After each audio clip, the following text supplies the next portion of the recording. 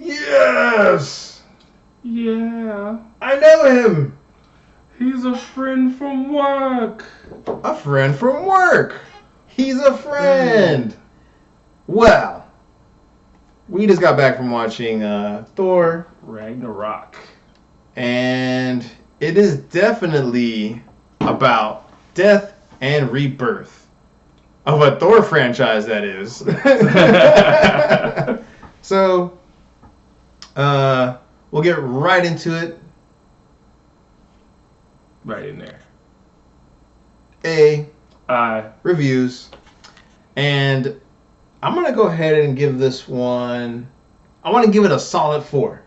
Solid 4? I'm going to give it a solid 4. I do believe this is one of the movies, especially a Marvel film, that you're probably going to want to see on the big screen. It is a big screen adventure. And I'm going to leave it at that so we can get into a little bit of it later. So I'll toss it over to Ian. 4.5 for me. It was pretty good. It was enjoyable. I mean, it's a Marvel movie in terms of all big action, It's actually funnier than I thought it would be. So are you going to go with a solid 4.5 then? Maybe even a 5? 4.5. We'll go 4.5. Okay. We'll go 4.5 for me on that one. It was a good movie. So I would say if you enjoy Marvel movies, you're going to enjoy this one. All right, and then we'll ask Ian to expound upon that. It's awesome, yo.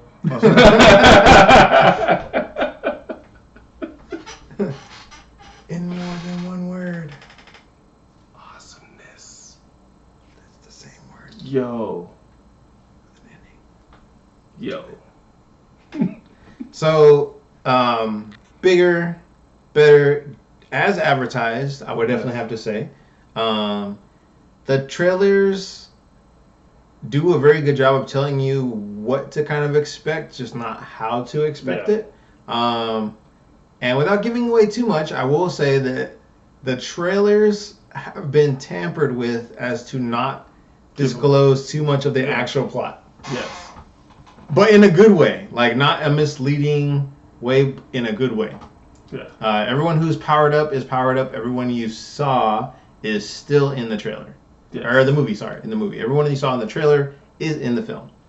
So they did a pretty good job of keeping accuracy from the comics. Yes. Both on Hela, played by Cate Blanchett. Yes. And then on a little bit from Planet Hulk for Mark Ruffalo's Hulk. And then they got pretty close on accuracy on Ragnarok for Chris Hemsworth. Yes. So, and if you're thinking to yourself, man, Adrian knows all these actors, why doesn't he say that in everyone? It's because I only care about these ones. I put it out there. That's right. Marvel, yo. Marvel. For life. So, and Tom Hiddleston, good job as well. Yeah. I mean, he always does really well as Loki. Yeah. Another solid performance as Loki. Yes. Maybe even, he might have even tweaked it up a notch. You can definitely see like legit, like brotherly chemistry now between Hemsworth and Hiddleston. Yes.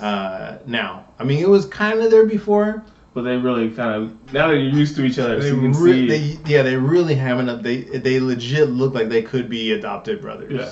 Like the way their camaraderie that they have and the chemistry they have on film. And there were some nice little tie-ins in between. I won't say anything too much in this part because it's a non-spoiler section. So, I'm trying to think if there were actually any moments that I felt that it drug on just a smidge. For me, not really. Yeah, I can't really think. There's maybe like one or two that I don't even want to say drug or drag on areas, like parts that lingered.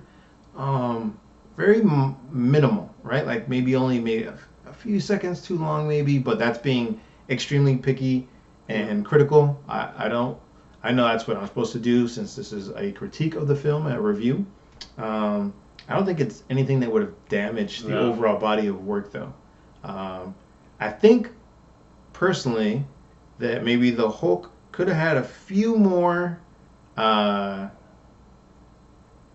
minutes on film. Not saying the Hulk is not in here a lot.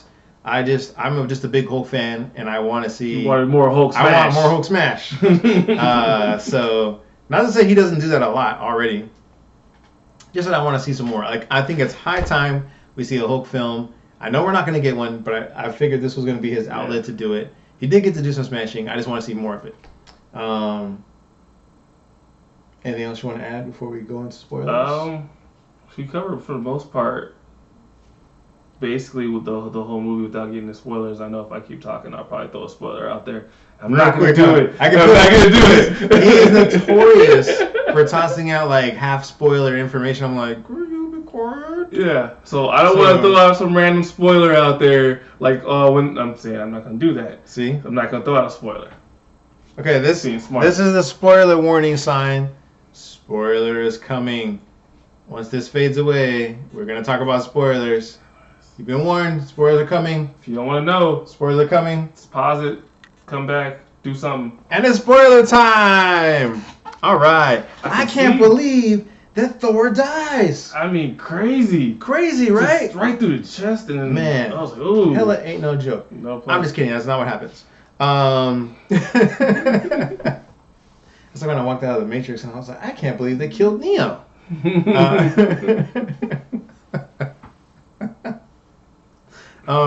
No. So, okay, so Hela is their sister. Yes. Which is accurate from the comics. They didn't alter that just for the film or anything like that. So she's the first child of Odin. First child of Asgard, so to speak. Crazy powerful, apparently. Yes. I do like the recurring theme in most comics or like people's storyline of lore that they come from a powerful parent and that the offspring is always stronger. Yeah. Right? They're always stronger than the Odin's the king and he's so strong. But and he's supposed to have the Odin force that keeps everybody in check. But the kids are stronger. Because basically Hela like comes into play. Odin's like, yeah, she was my enforcer, yada yada yada. But I couldn't control her because she has a bloodlust. Okay, that was half true.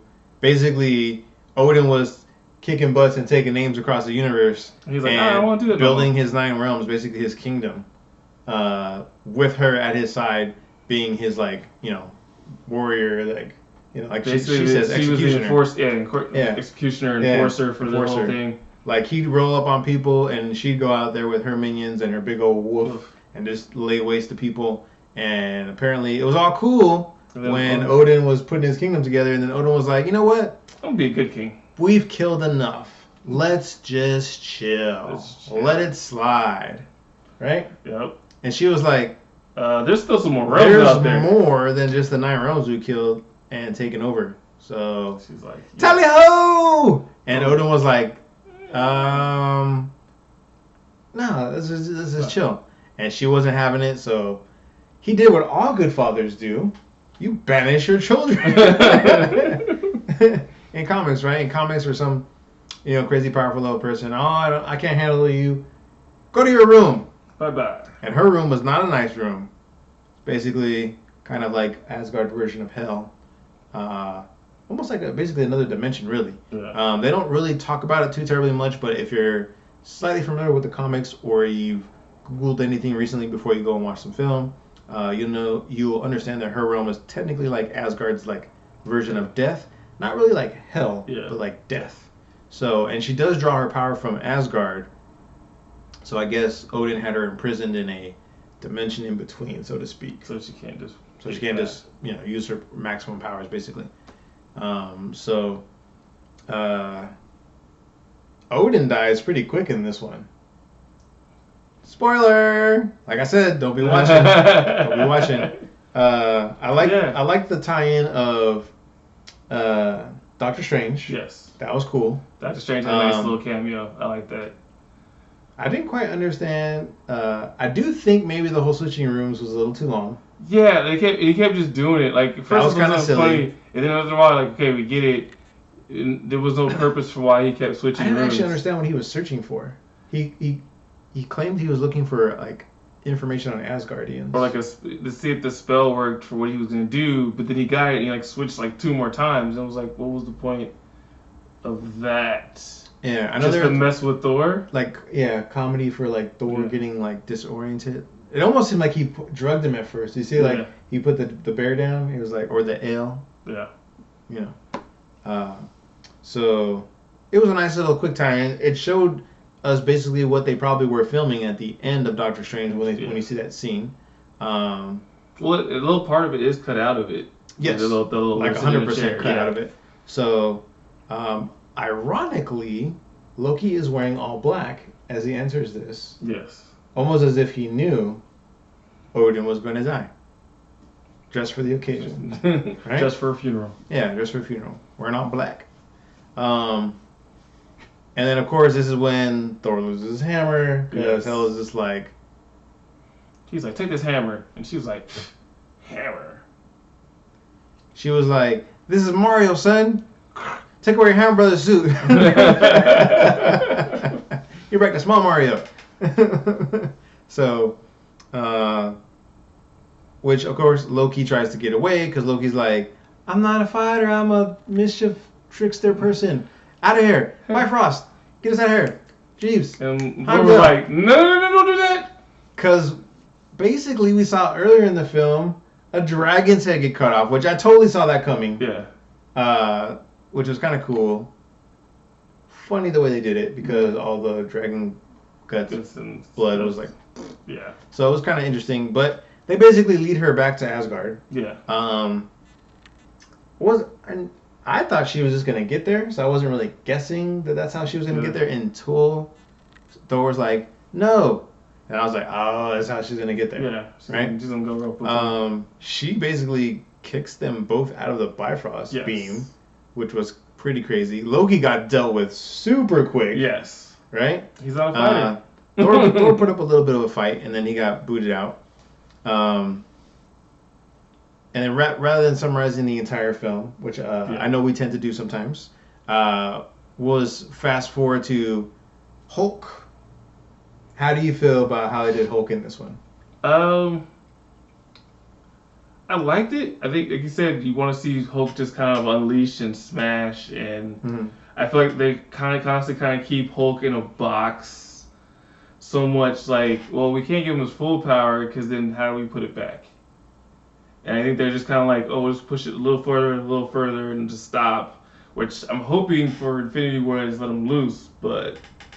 So rumor has it that Kevin Feige has talked to Mark Ruffalo about him making appearances in at least one more film before Infinity War to show that, or I guess the second Infinity film, to show him as World Breaker Hulk, maybe. Okay.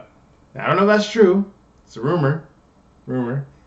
If they do, awesome, because they're going to need some crazy power to fight him, basically, at this point, because in the trailer, Thanos is throwing planets.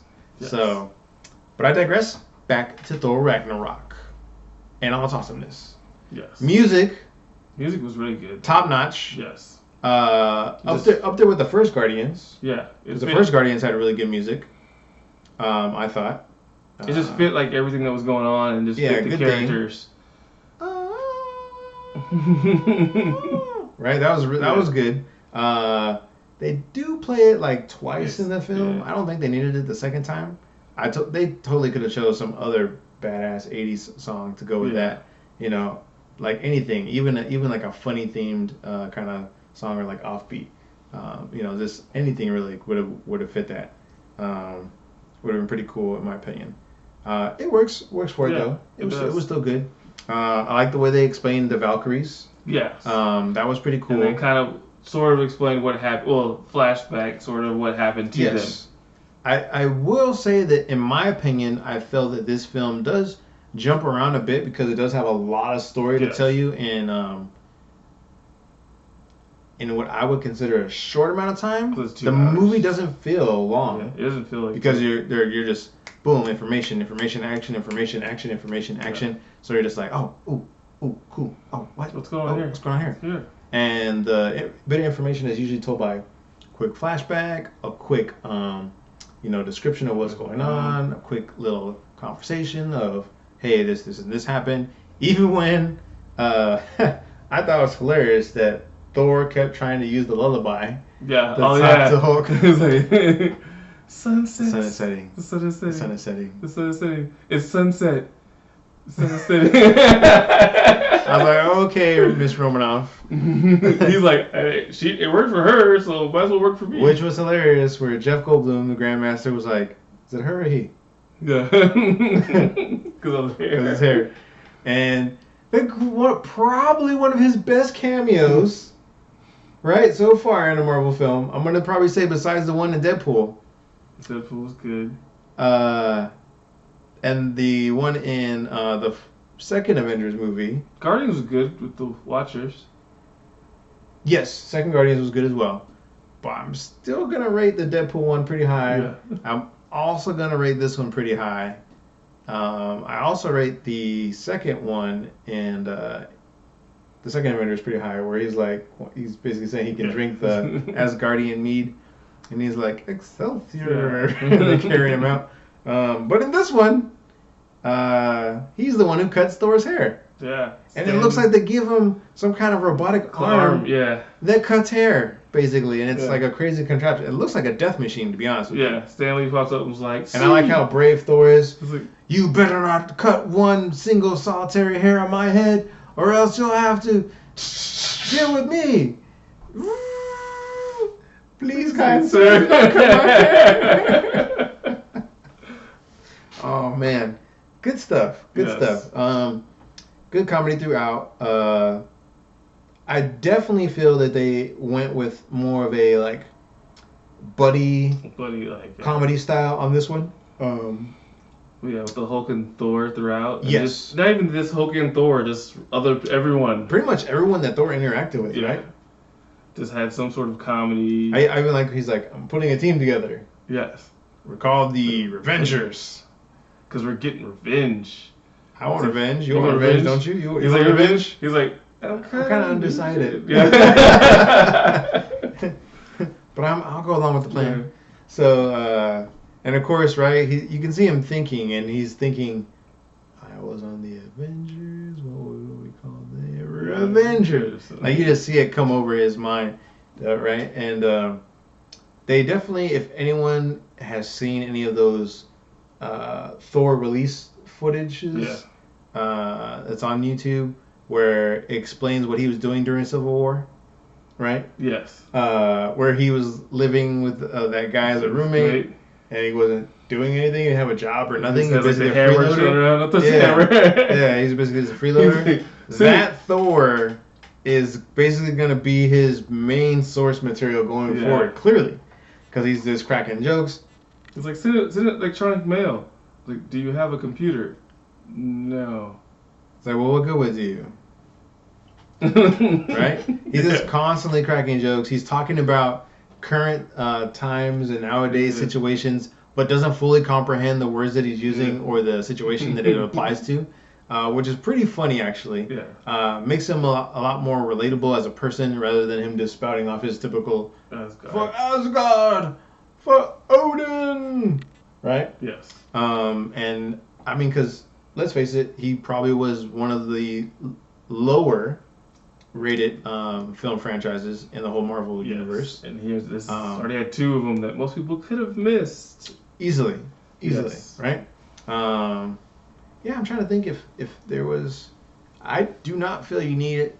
Like, okay, if you're just now getting into Marvel films and you've never watched Thor 1 or 2, unless you're really curious, don't have to watch it to get into this one. I mean, yeah, there's not much return to this one to explain that you're missing the fact that where Thor is and everything else. Besides just knowing a little bit more about Loki. There is a little bit to explain between Loki and Odin, what happened there.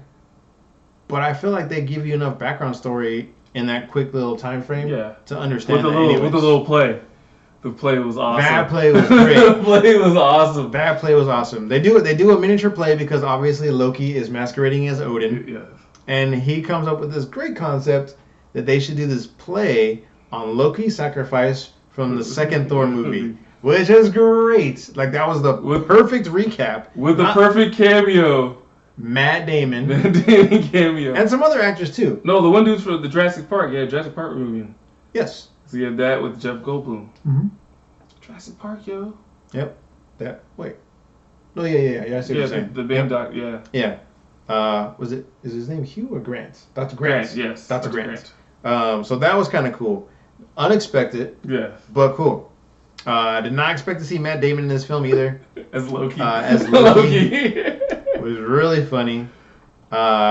It almost, maybe not, I don't know, tell me if you thought this. When I saw this, I immediately flashed back to Game of Thrones when they were making... Yeah, they did the plays. Yeah, they did the plays in Game of Thrones. Yes. I think that's what they took it from. That's what it reminded me of. Yeah.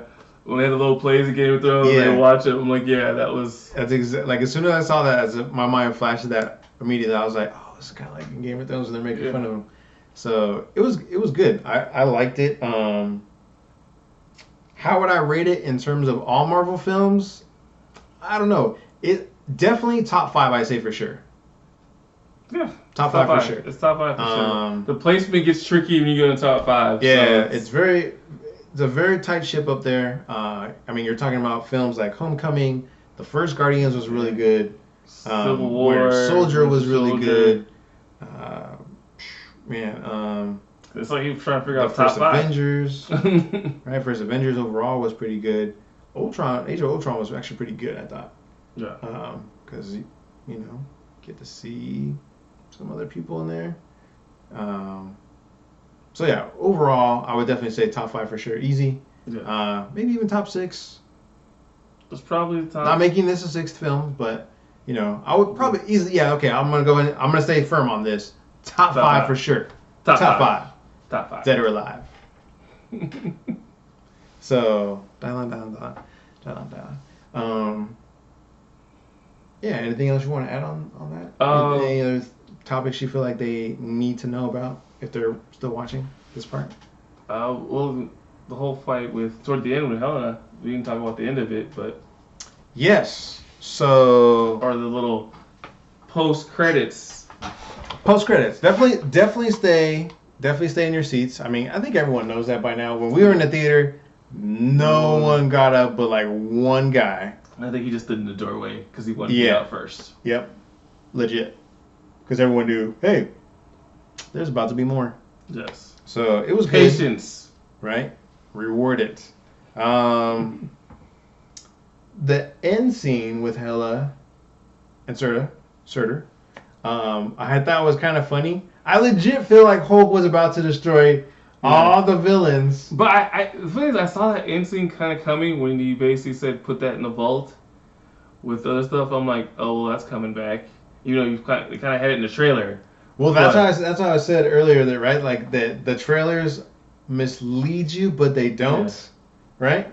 So, like, technically, you see the Hulk, there's that one where Hulk is jumping towards Surtur, and we know that he hadn't done that yet. Yeah. Right? And we know the Surtur was going to get Humongous, and it hadn't happened yet. Yeah. So you know what's coming. However,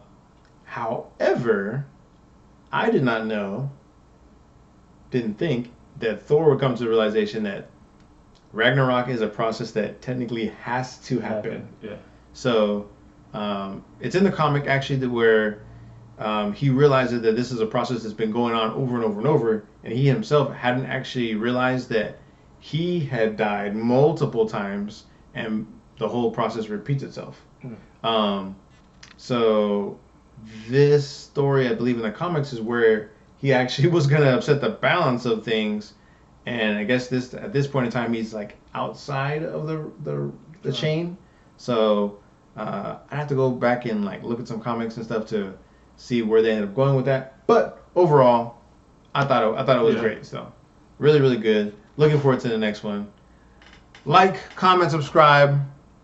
Comment, subscribe. Do it all. I'm not sure what he just said. I don't know either. Be like a mysterious, like that ship in the post credits. Mysterious. Yes. Which we both believe very likely Thanos related. Yes. And very likely related to the beginning of Infinity trailer? Beginning trailer, right? Beginning trailer scene. If you happen to see the trailer from Infinity War. Thor is flying through space and hits the front windshield of the Guardians of the Galaxy ship, and they're like, "Who is this guy?" And you're kind of like, "Well, how did that happen?"